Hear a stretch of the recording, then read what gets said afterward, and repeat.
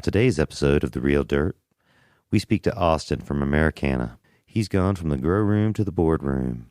We talk about infused cannabis products, whole plant extracts, and what he does in a grow day. Everything from clones to hand watering and harvest.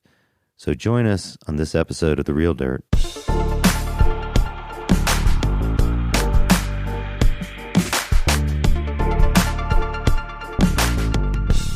All right, one more time again, we're here with The Real Dirt. And on today's Dirt, I've got Austin from Americanna. What's up, Austin? Not much, man. Just finished a hard day of work and come here to hang out with you. Oh, awesome, dude. I'm glad you got to spend the twilight of your day here. You know, I always love it when guests bring cannabis-related things. Thanks for some ganja puffs. Not a problem. Right. That's what we're calling them, right? Yep, Puffs? these are the Americanna puffs. Americanna puffs. And these are, you can see them on our website when you see this episode. They're marshmallows. Yeah, right? It's kind of like a marshmallow gummy hybrid. Yeah, they look great. They're nice and green, and they're 10 milligrams. That's right. Right. Tell us what Americanna is, man. Americanna is an infused edibles manufacturer out of Boulder, Colorado.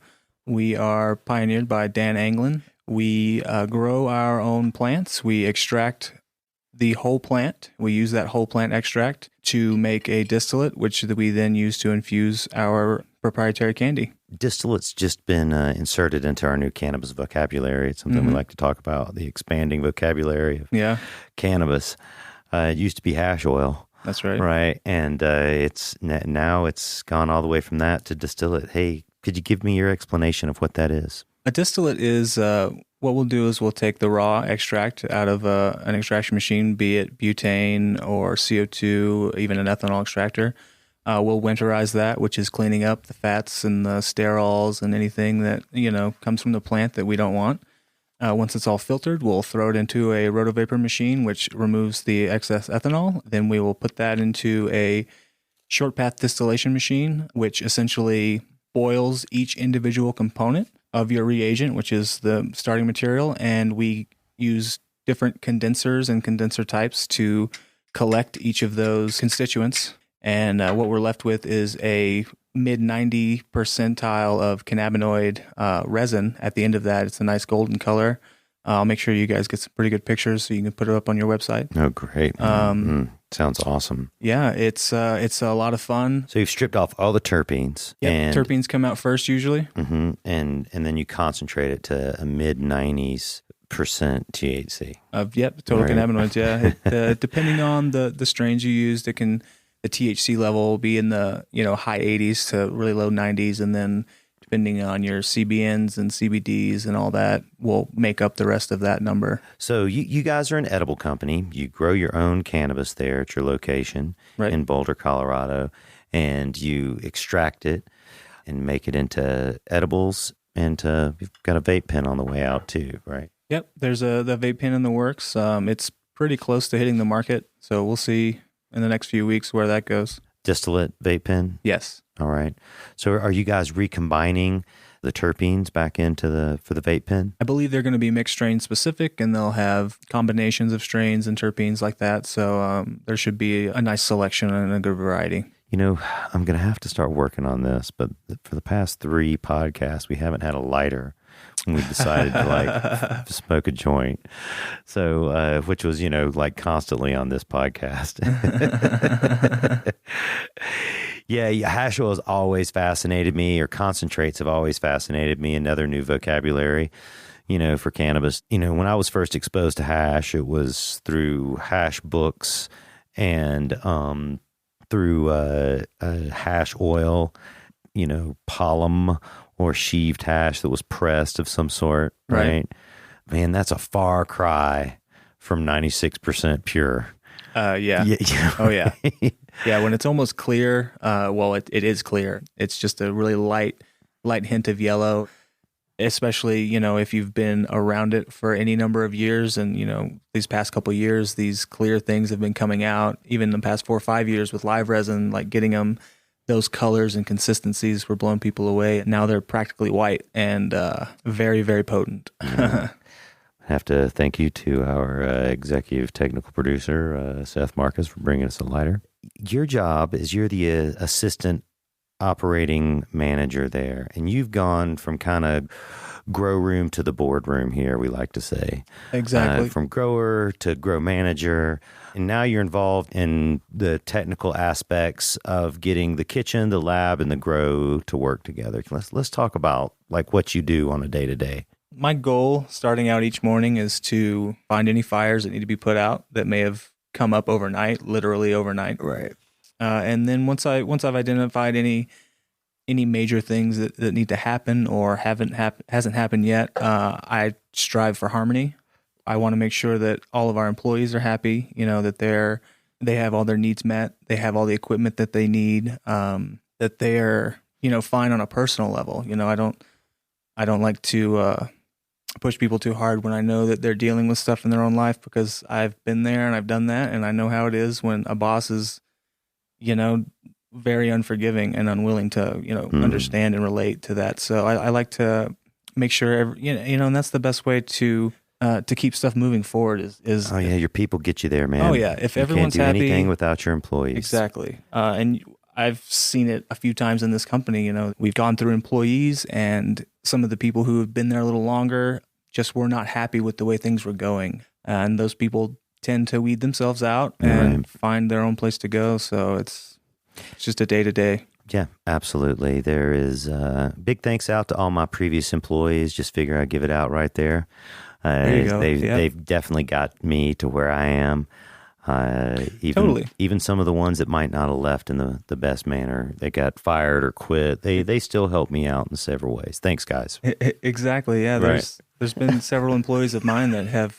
I hated to fire them, but at the end of the day, when it comes down the tree, I don't have any other option, and they're doing better now, and they use what they learned working with us and hopefully from me to make themselves a better employee in the future.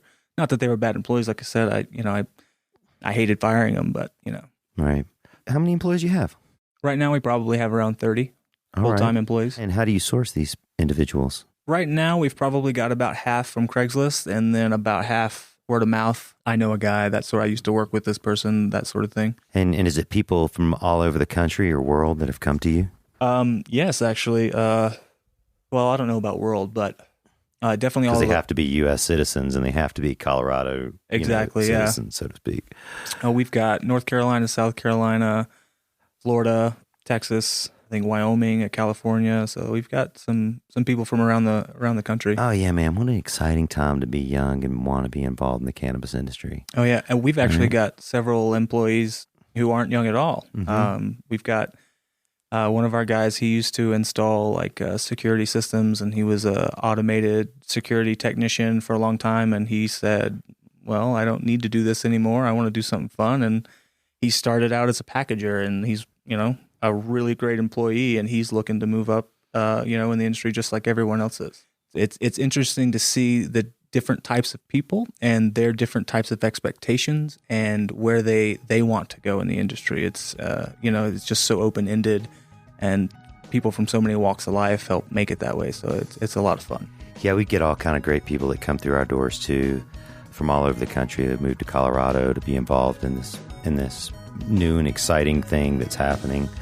We have all walks of life for sure. Hey, you know what? I think this is a perfect time to take a break. So this is Chip, The Real Dirt. I got Austin here from Americanna. We'll be right back. These new episodes are made possible through some really awesome partnerships. We want to form long-term relationships with other entities who have similar goals. Thanks to Grower Soil, a line of soil and nutrients manufactured and developed right here in Colorado. Also, thanks to Cultivate Colorado, with 2 stores in the Denver metropolitan area.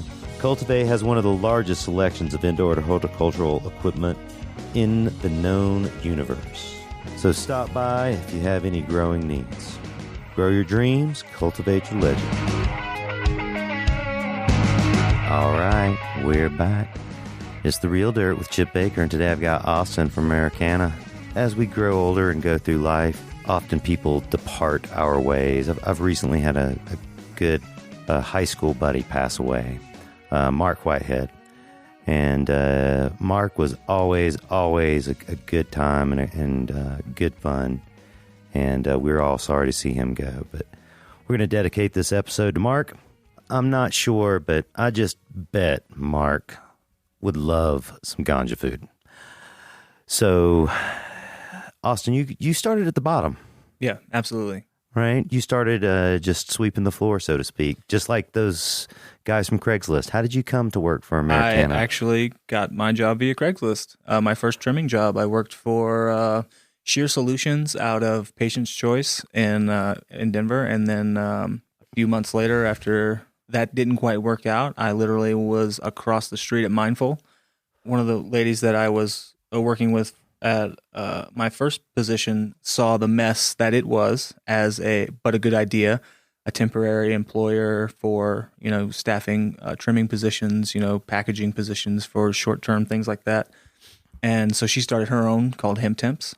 And so I got a job at Hemp Temps, and I bounced around for about 2 weeks, and then I landed at Gaia Plant-Based Medicine, which is now Mindful. After I think my first week there, they just bought me out from her along with another person, and I was a trimmer there at Mindful or Gaia at the time for about 7 or 8 months.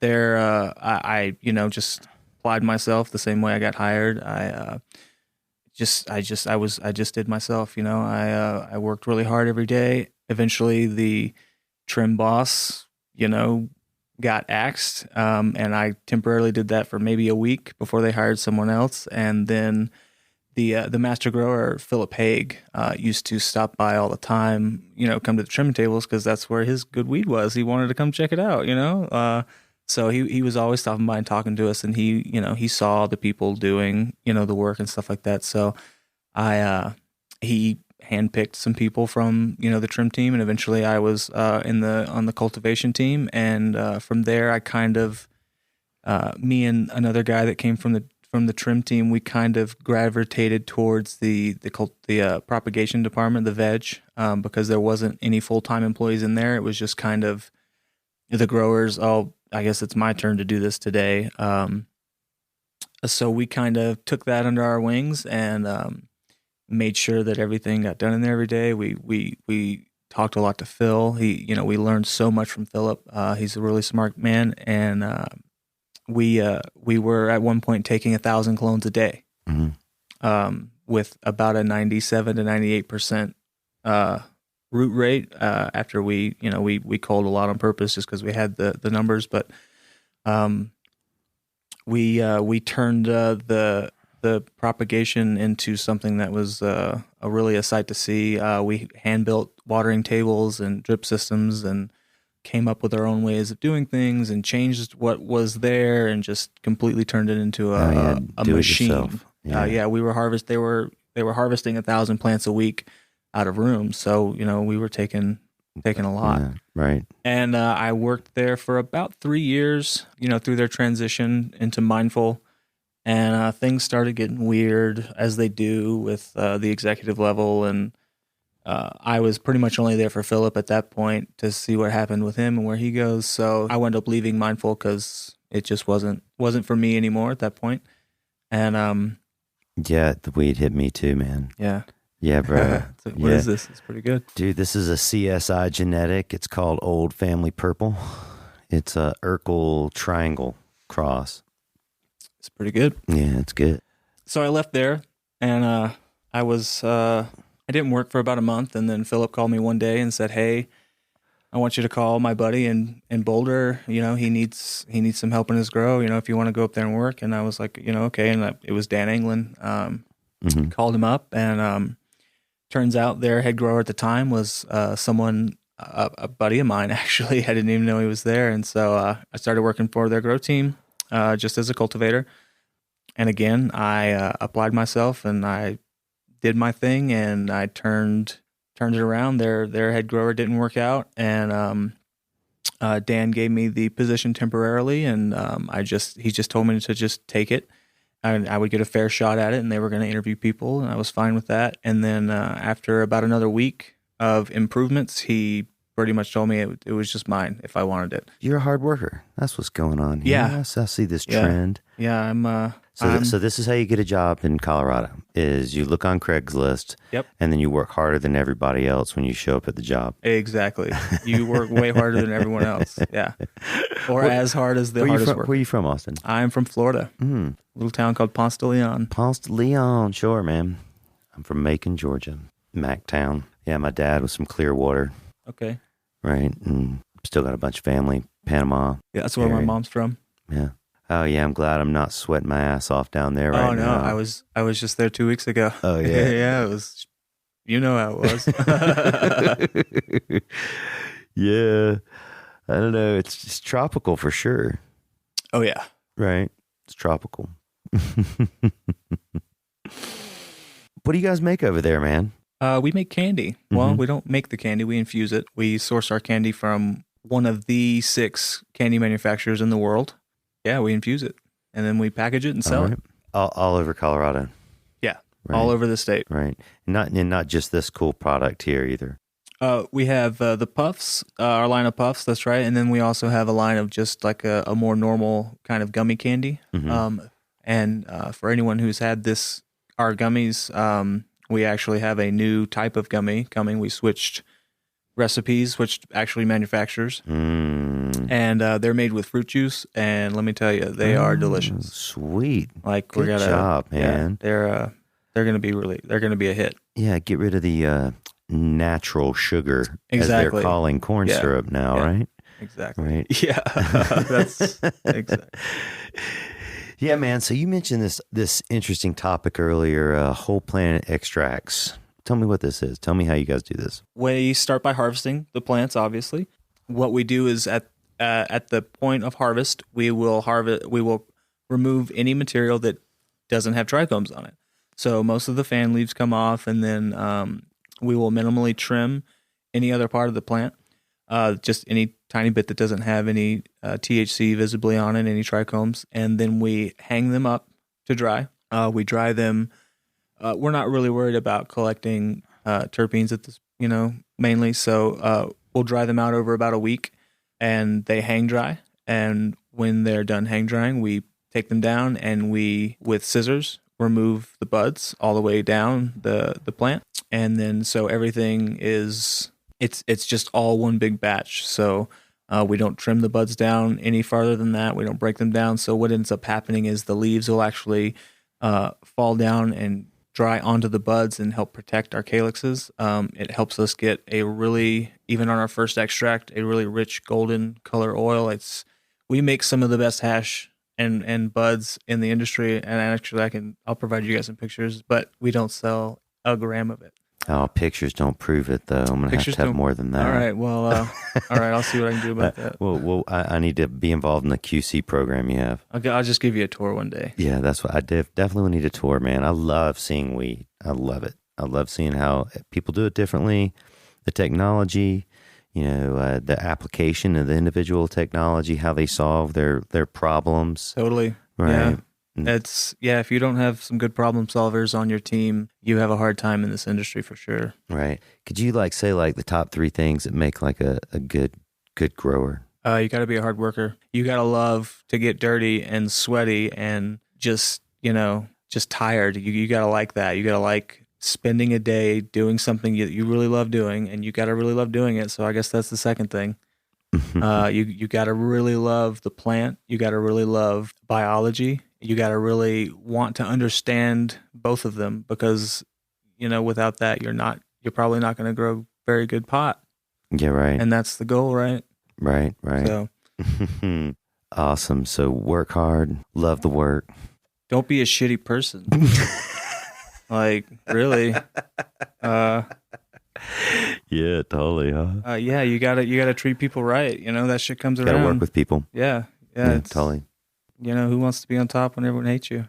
Yeah, there's a lot of be real awesome the way I say this, if I say it right.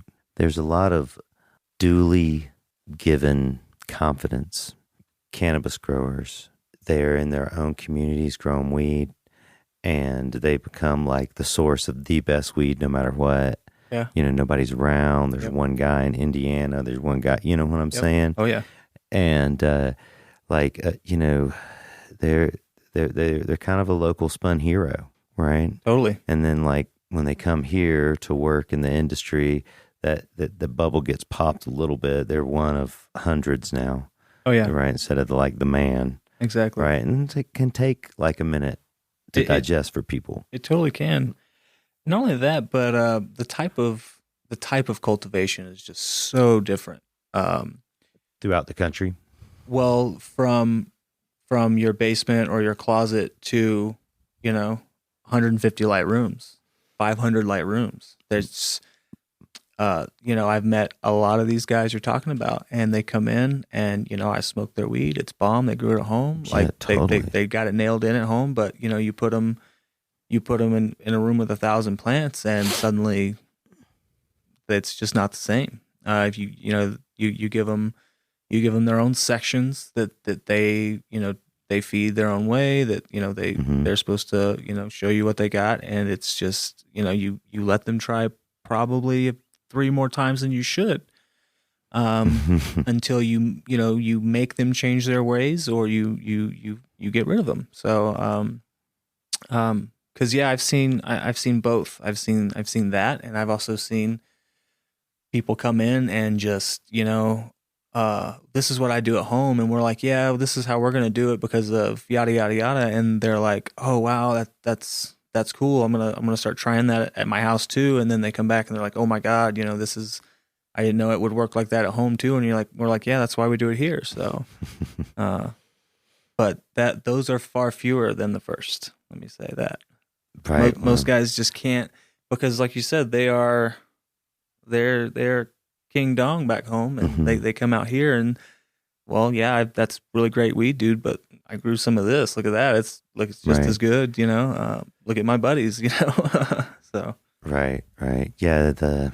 It's hard to take there's aspects of home growing that you can't really commercialize or scales. Totally. A lot of it you can, right? A lot of it's just it's all the same stuff, man. It's all just, cutting, root growth, canopy development, know your strain, then like room control, temperature, humidity. Yep. Like that's how it works no matter what, but it's how you get there. Totally. It's how you get there. Are you in a Volkswagen Bug, or, do you have an F-350? Oh yeah. Oh yeah. We have a jalopy for sure, but you get what you put into it. Yeah. Absolutely, man. Well, hey, man, we put a lot of effort in that joint. Let's take another break and get us some water here. Awesome. All right, Chip from The Real Dirt. I'm here with Austin. I got to get incredible thanks out to Denver Normal. They're an organization that advocates for the rights of every marijuana consumer in the Mile High City, while also creating long-lasting partnerships with local businesses that share our value. Thanks, Denver Normal. It takes people like you to really make the change. And we're back. It's Chip Baker here with my buddy Austin from Americanna, thinking about my wild and crazy buddy Mark Whitehead. This guy was the craziest guy. You got any of these friends that are like this? I mean, just like as soon as they walk into the room, it's a fucking fireball. Yeah. Right. Yep. This was Mark, man. Yep. He was just, always the instigator, Yep. always like, made the party happen for sure. Totally. Right. And, good guy too, like, help people out, work for free. Right. Totally. Really polite, to his parents in the later years. Oh, good old Mark. Hey, Austin, tell me about your grow day, man. What happens on a grow day? On a grow day, well, the grow day starts at 6 a.m. because, I like to get there early. Get early, yeah, all right. I like to get up It's and a get farmer's going. day. Yeah, it's farmer's day. Totally. Start out early. Yeah, I never thought I'd be a farmer in high school. And turns out I just became a weed farmer. So, But I get to work at 6 a.m. and the first thing you do is you walk all the rooms that are on. You look for problems. You look for fans not on. You look for lights not on. You look for the wrong temperatures, the wrong humidities. A door that should be sucked closed or blowing open, not doing that. Look for any fires to put out. If you're a manager, you're going to do a lot more. You're going to probably check security systems if that's your job. You're going to, look for structural issues. You're going to, check for routine maintenance items. You're going to start filling out your whatever system you have for planning out your day for your growers, how to keep them on task. You're gonna deal with people calling in. You're gonna deal with emails. You're gonna make sure that if you left people there the day before, that they did what they were supposed to before they left, so that your crew coming in this morning doesn't have to clean up or do anything but start their day, because their day as soon as they come in is if there's nothing on the board, they ask me what to do, or they just start doing it. What they normally do, which is they're going to start taking soil readings. They're going to start writing down temperatures, humidity, times. They're going to start prepping mixes, for instance, any feed mixes that's going to happen. They're going to start filling out logs for all of the things for a walkthrough, because as the manager, you're going to of course do a main facility walkthrough, but these guys are going to check each room, write down all the information. They're going to check for any physical problems on the plants. They're going to go through and look for insects, anything that's there, it's not supposed to be there, any types of fungus or molds or anything like that. So that usually should take about an hour to just do their walkthroughs, do their pest checks. They should know what they're doing. Watering happens. Watering is, they make their mix, and the mix is made based on the phase of life. So if it's vegetative, they'll get one of our vegetative mixes that is predetermined on a schedule, on a calendar outside the room by the grow manager. Use these soil samples, pH and EC specifically, to determine the average in the room. Or in certain areas, if there's problem areas, and then they will make the mix according to the plant's needs. If it's an organic feeding day, if they're to get their bacteria, microbes, mycorrhizae, any type of organic amendments you're adding, they'll make a different mix, and the room's usually left to dry a little bit more the day before, so that the whole room can get a nice good feeding. And then they'll go. They water daily. Yes. Every room's watered daily, because each plant is watered when it's needed. So they'll actually go through each table by hand, check the weight. They'll check the cocoa smart pot for its, water content. They'll visually inspect them, as well as check the weight by hand. Mm-hmm. And once it's, dry enough as determined by the grow manager and the time of life of the plant, they'll water only the plants that need watering, and the rest will probably get watered the next day. It's usually about half and half. When it goes through, we grow in 3-gallon smart pots. In straight cocoa? In straight cocoa, yes. Right. Yep. How big are these plants? Our canopy's probably about, the plants are probably around 4 feet tall. When they're finished? Yep, when they're finished flowering. After they're done watering, that's when plant work happens. They'll start pruning if they need to prune. However, canopy management that they need to do that day. My guys are typically pretty good at just knowing what to do. It's rote by now. They know exactly how I like it, how to make them pop. So, if you're training someone though, you'll take them through different areas and show them different ways of, how to make different strains, do what you want them to do or need them to do, or what not to do to certain strains, or to, stop anything from freaking out on you. In the propagation side, they'll, come in and do all the same things, but to all the clones, they'll check their specific needs, and they'll usually start cloning, depending on our needs. It's not that heavy. Yeah, and it's pretty much plant work the rest of the day. They do metric daily, which is the tracking system. So that's time consuming, to say the least. That's why a common complaint with my guests. Yeah, and it's right. It allows us to do what we do. So that's what I tell them. You got to pay to play. That's right. So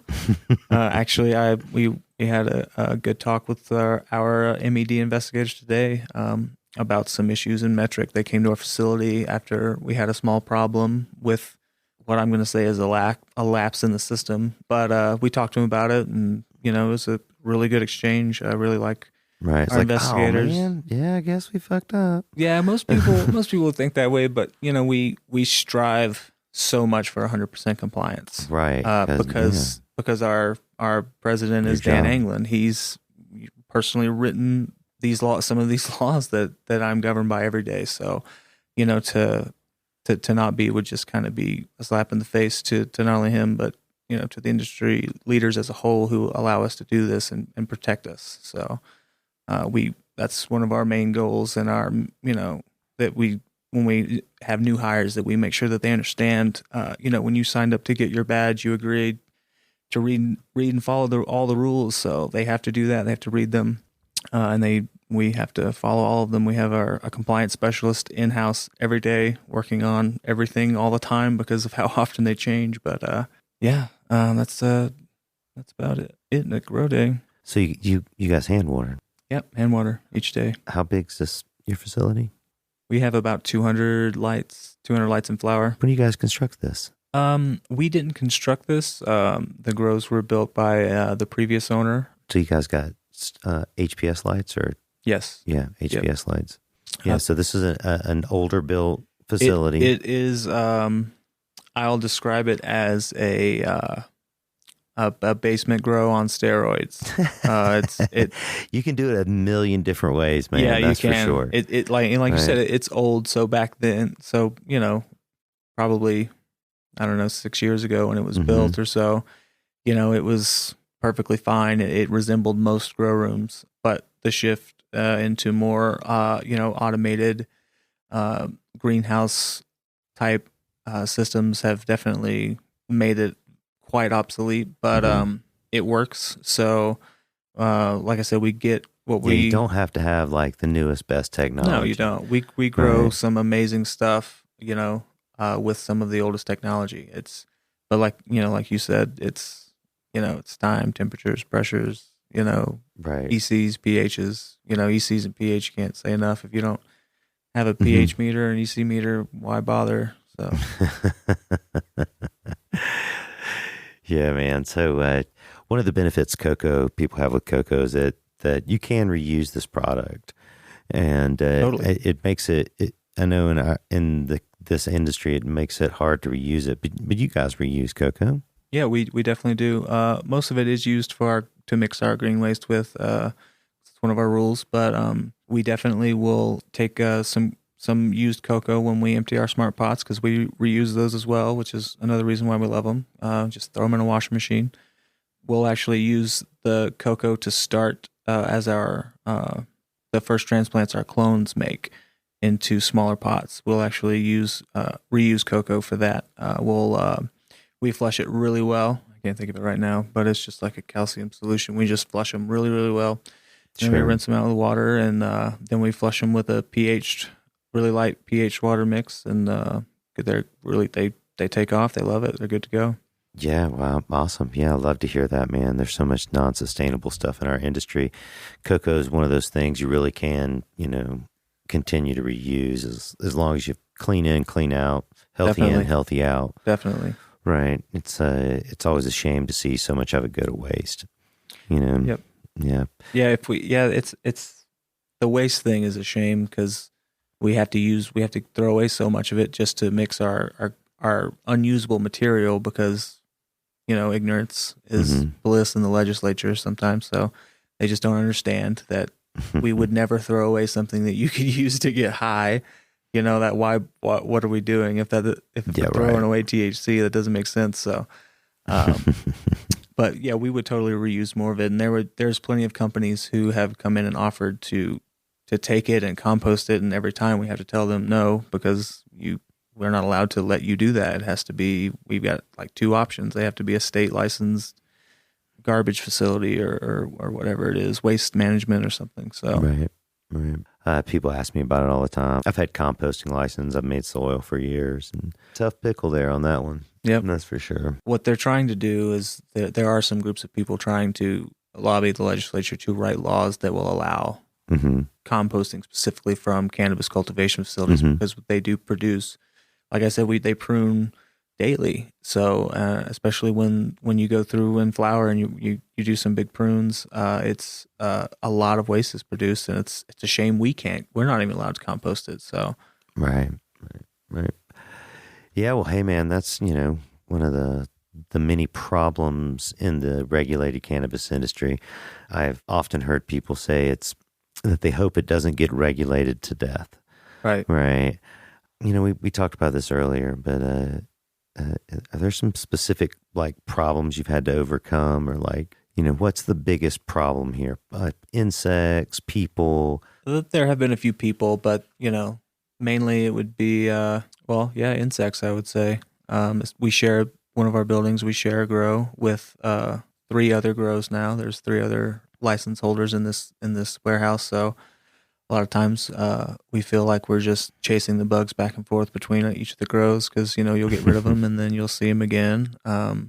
But we like to use we don't spray in flower because our biggest priority is to grow a cannabis plant without contaminating the resins on it. Awesome. So that's from the inside or the out. So like we don't spray in flower. We use predatory mites. They are by and far the best thing I've ever seen to deal with pest problems. You can get a bug to eat any other bug that won't lay its eggs in your plant. So we use those in our vegetative state primarily. Each flower room the first couple weeks does get some legionnaires, we'll call them, some lone soldiers or whatever, just to make sure that anything that comes in doesn't last long. So we take good care to clean our rooms and to keep our warehouse clean and painted fresh. So to try and stave off any new bugs coming in, we have sticky mats and all that stuff. So, and when you say spray, it's all legal for you to spray product. It's organic product, pyrethrums or neem oil extracts or soaps or essential oils. That's what you mean, right? For us? Yeah, for you say spray. Many people are concerned about pesticide use. That's right. We don't spray. I just want to say that, right? Yeah, they're pesticides. Yeah, we don't spray anything in flower. So right. And on our vegetative plants, we're only allowed to use what's been approved by the MED and the Colorado Department of Agriculture. I am, and so are some of my employees, licensed by the Department of Agriculture here in Colorado. That they come in on their own and do their own inspections, and they have their own set of rules and their own set of requirements as far as bookkeeping and logs, and it's very strict. It served the industry well now that they have the time and money to enforce it. Hey, let's take a break. This is Chip, The Real Dirt, and I'm here with Austin with Americanna.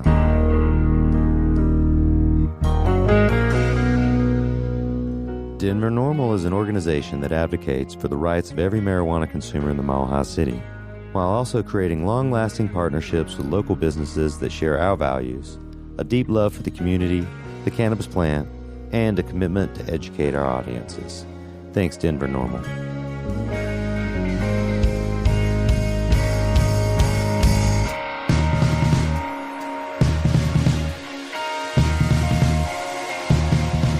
So what's next, man? What's next in the industry? Can you see trends coming? Well, I'm going to talk about Canada now.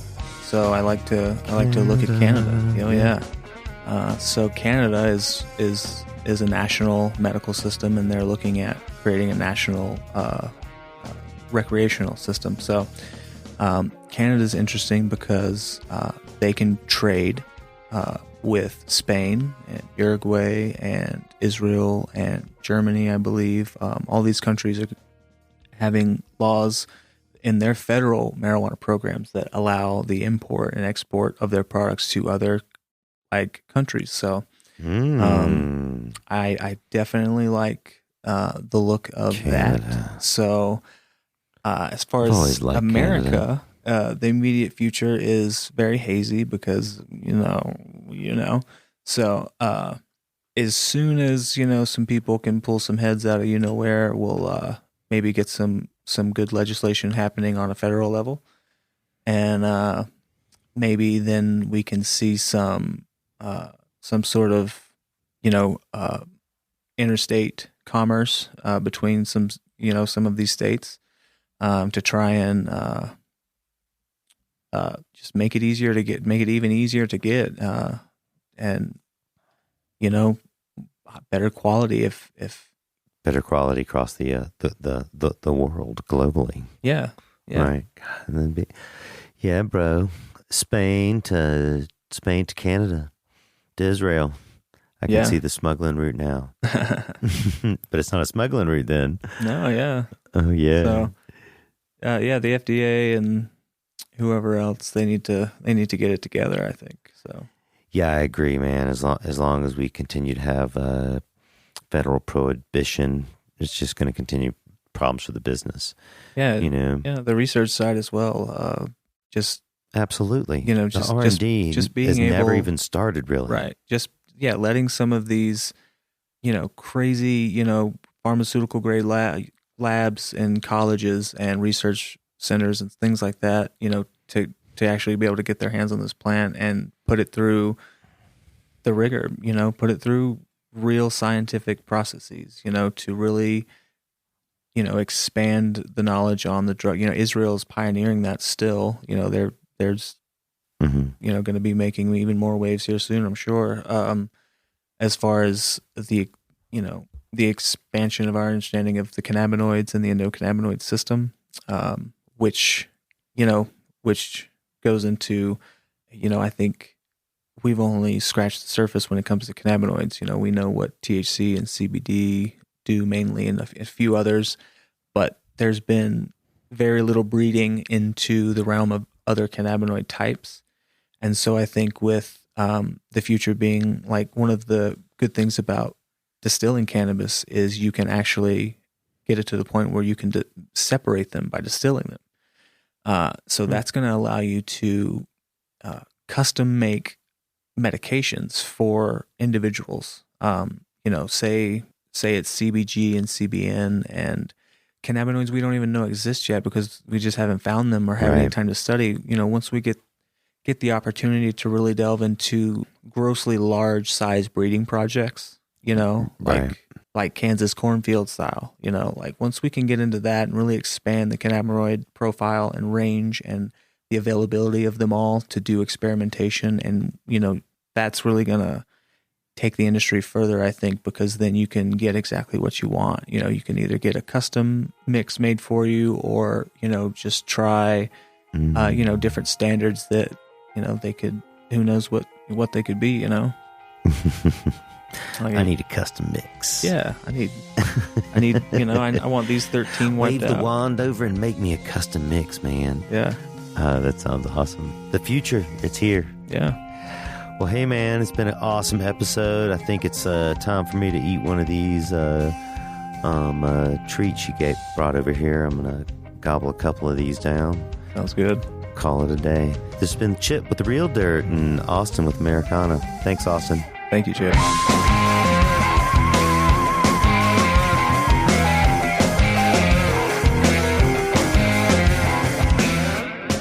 Thanks for joining us here today, guys. It's a pleasure speaking to Austin from Americanna.